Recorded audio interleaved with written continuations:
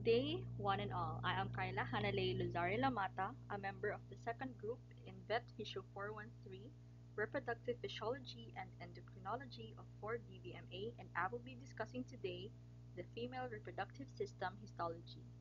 This is a visual representation of the histological view of female reproductive organs, but I will be showing some gross anatomy of the female reproductive system.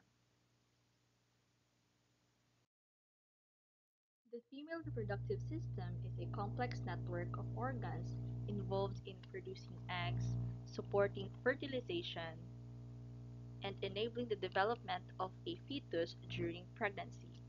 Viewing structures in histological detail will enable us to understand cellular structure by revealing the different tissue layers and cell types, which are essential for understanding how the organs function at the microscopic level.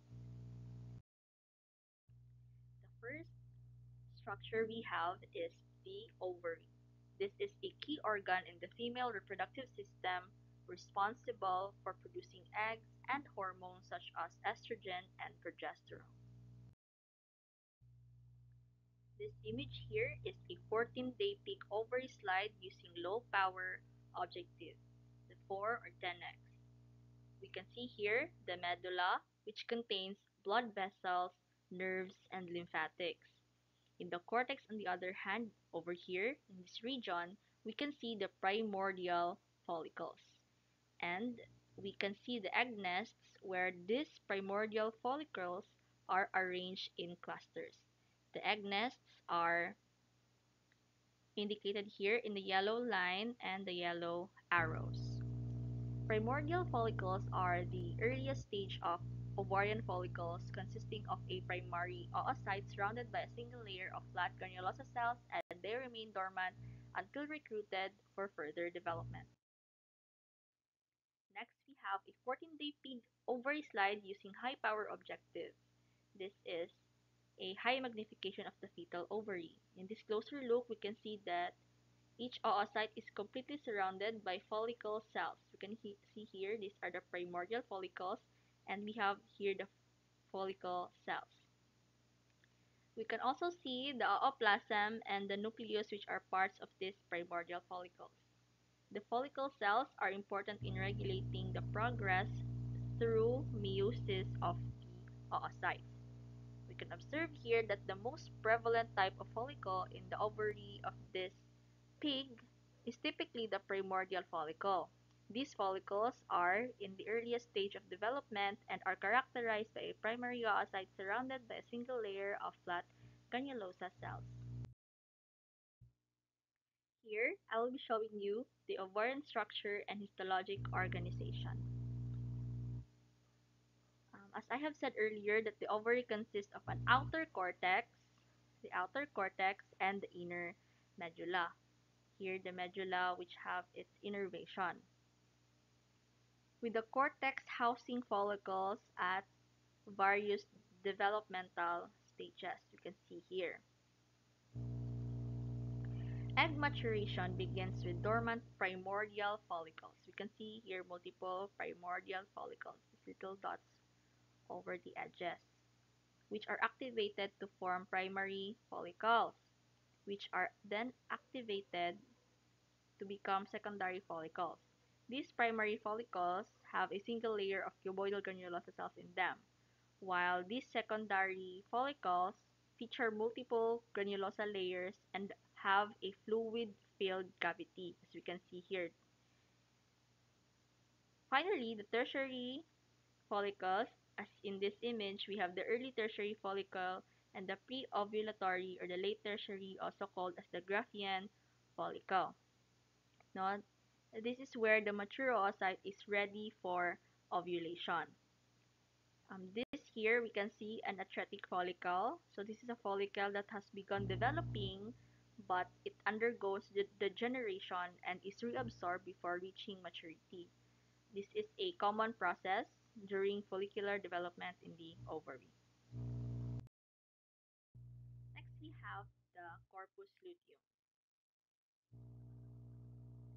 As we can see here, the superovulated mouse ovary slide under 4 or 10x magnification. We can see that there are multiple corpus luteum present in this section. So these structures produce progesterone and is essential for the maintenance of pregnancy. Multiple corpus lutea can form when more than one follicle ovulates during a reproductive cycle, as each ruptured follicle transforms into a corpus luteum, which is responsible for producing progesterone to support a potential pregnancy. So this often occurs in species with multiple offspring per pregnancy or in cases of fertility treatment. So in this example, the multiple corpus lutea is present on the mouse ovary, which is a polytucous animal. Next here, we have the tertiary follicle in low magnification. This is a mouse reproductive tract slide under a low power objective, the 4x or the 10x. So the tertiary follicles produce estrogen and will have antrum present in the center. We can see here that this is the tertiary follicle and it is characterized with having this antrum. So a tertiary follicle is also known as the Graafian follicle, which is fully mature stage of a follicular development, which is characterized again by a large antrum, a well-developed cumulus ovorus, and a multiple layers of granulosa cells preparing the oocyte for ovulation. So in contrast to I have shown earlier, which are the fetal pig ovary, the ovaries of this mouse, the mice, the superovulated mice, they often show a greater number of these tertiary follicles. So mice have greater number of tertiary follicles because they are polytucous species, meaning they typically produce multiple offspring per litter. So to support this multiple offspring per litter, the ovaries develop multiple follicles also to increase the chances of successful ovulation and fertilization of several oocytes, thus maximizing reproductive efficiency. This is a gross anatomy of the bovine ovary. You can see here a very prominent corpus luteum. Here we have a tertiary follicle, the Graafian follicle, and its germinal epithelium, its covering. Next, we have the tertiary follicle in high magnification. So this is a mouse reproductive tract slide under a high power objective, the 20 or 40x. We can see here the antrum in this image. This antrum is again a fluid-filled cavity that forms within the secondary and tertiary follicles. This provides space for the growing oocyte and aiding in follicular development.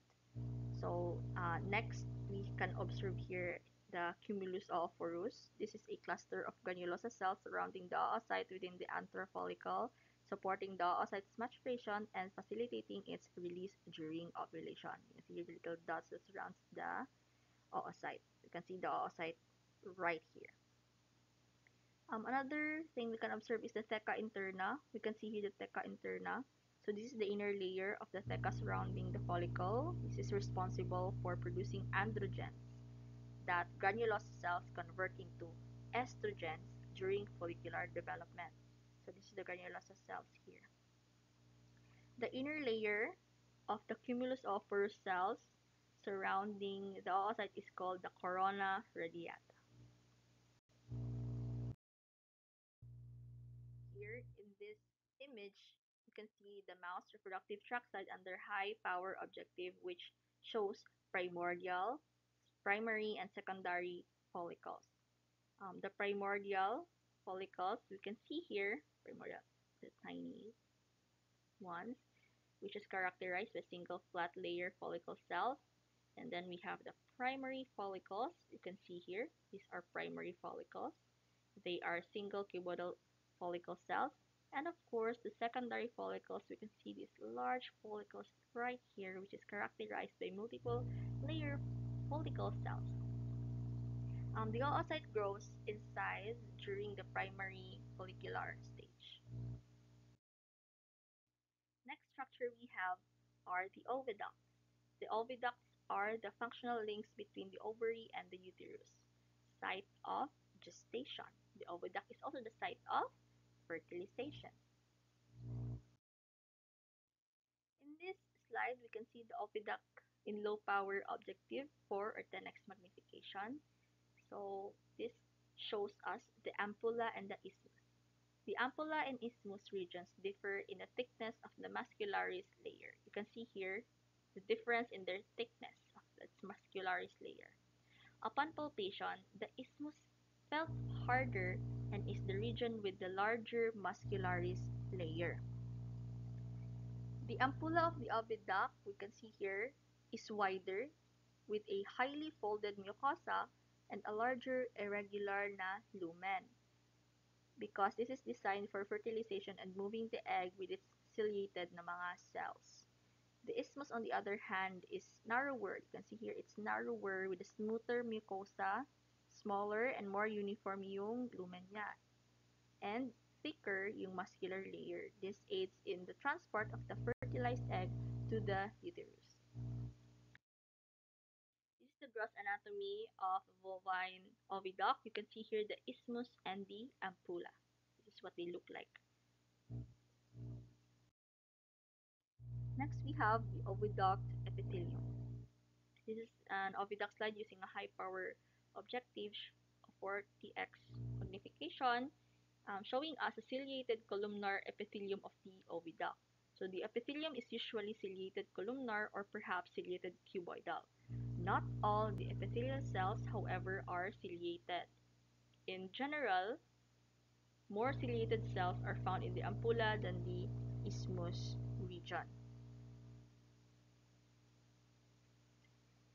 This is because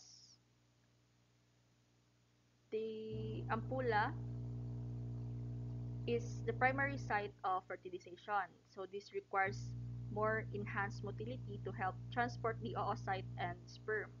While the isthmus layer naman has fewer ciliated na mga cells as its primary role lang naman is to facilitate the passage of the fertilized egg to the uterus. Next structure we have is the cervix. This is a thick-walled, sphincter-like structure that separates the external environment, which are the vagina and the outside environment, from the internal environment of the uterus. This image here is a mouse cervix slide using a low-power objective, 4 or 10x objective magnification. As shown in this cross-section, there are two cervical lumens. You can see lumen 1 and lumen 2. So the mouse has duplex uterus and therefore has two cervices. So a mouse duplex uterus consists of two separate uterine horns, each with its own cervix, as you can see here. This allows for the development of multiple embryos in different horns during pregnancy, which is an adaptation that supports their reproductive strategy of having larger litters. This is a gross anatomy of the bovine external cervical os. You can see here the external cervical os, which is the opening of the cervix that leads to the vagina, serving as the passageway for menstrual flow and childbirth, and also facilitates sperm entry during reproduction. This is the fornix. You can see here, this is the fornix. The recess is at the upper end of the vagina, which surrounds the cervix. This consists of anterior, posterior, and lateral fornices, which provide space for the cervix and contributing to the vagina structural support. And this is now the vagina, which is a muscular elastic tube that connects the external genitalia to the uterus, serving multiple functions, including the passage for menstrual fluid, the birth canal during delivery, and the receptacle for the penis during sexual intercourse. Next, we have the epithelium of the cervix. This is a slide which examines the epithelium lining the lumen of the cervix with 20 or 40x objective. So this is in high magnification. A stratified squamous epithelium is present here, as you can see. It is a protective type of epithelium just like what is found in human skin. The cervix epithelium, however, is not as thick as it is in human skin. And below the epithelium is where the cervix is observed. It is composed of the connective tissue. This explains why when upon palpation it feels hard. The stratified squamous epithelium that is observed in the cervix and below the epithelium where the cervix is observed. It is composed of connective tissue. So this connective tissue is composed of collagen, elastin fibers, and smooth muscle, which plays a significant role in cervical dilation. So therefore, during pregnancy or mga hormonal changes, primarily nag-affect yung mga relaxin, prostaglandins, yung mga estrogens, this causes the remodeling of this connective tissue. This means that the stratified squamous epithelium over here of the cervix is well suited to withstand mechanical stress, which is crucial during dilation process in labor. Its multiple layers protect the cervix from injury as it stretches. And this is the gross anatomy of the bovine cervix.